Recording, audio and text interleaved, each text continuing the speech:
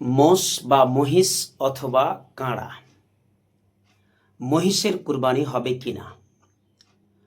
মহিষের কুরবানি হবে কিনা?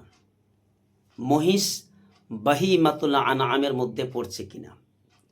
বাহিমাতুল আনআম চতুষ্পদ জন্তুর অন্তর্ভুক্ত হচ্ছে কিনা? চলেন, আল্লাহ পাক রব্বুল আলামিন সূরা আনআম আয়াত নম্বর 143 থেকে নিয়ে 144 নম্বর আয়াতে তিনি উল্লেখ করেছেন, সামানিয়াতা আজওয়াজিন, 8 জোড়া পশুর কুরবানি হালাল।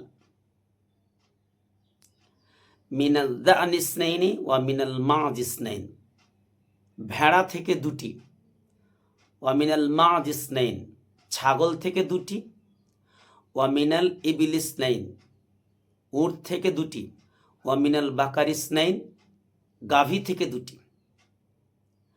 তাহলে ভেড়া থেকে ভেড়া ভিড়ি, ছাগল থেকে ছাগল ছাগি, উট থেকে উট উটনি, গাভী থেকে বলদ গাভী, এই 8 প্রকারের পশু কুরবানি দিয়ে থাকে বা 8 প্রকারের পশু কুরবানি করা জায়েজ।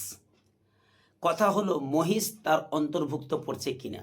বেশিরভাগই ওলামাদের এটা রায়, বেশিরভাগই ওলামারা এই সিদ্ধান্ত পৌঁছেছেন যে মহিষটাও, অর্থাৎ কাঁড়া বা মহিষ বা মোষ, এটাও গরুর অন্তর্ভুক্ত পড়ে, এটাও গাভীর অন্তর্ভুক্ত পড়ে।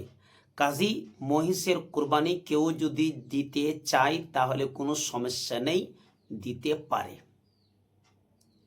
এটা বাহিমাতুল আনআম চতুষ্পদ জন্তুর অন্তর্ভুক্ত। সকলেই ভিডিওটাকে বেশি বেশি করে শেয়ার করবেন, কেন অনেক জায়গাতে গরু কুরবানি দিতে পারে না। যেমন উত্তরপ্রদেশে, পশ্চিমবাংলার মধ্যে 2টি জেলা আছে, উত্তর 24 পরগনা, দক্ষিণ 24 পরগনা, সেখানকার লোক আবার ফের মহিষের মাংস বেশি পছন্দ করে। তো আমি চাইবো সকলে ভিডিওটাকে শেয়ার করবেন যাতে প্রত্যেক মানুষ জানতে পারে যে মহিষের কুরবানি হবে।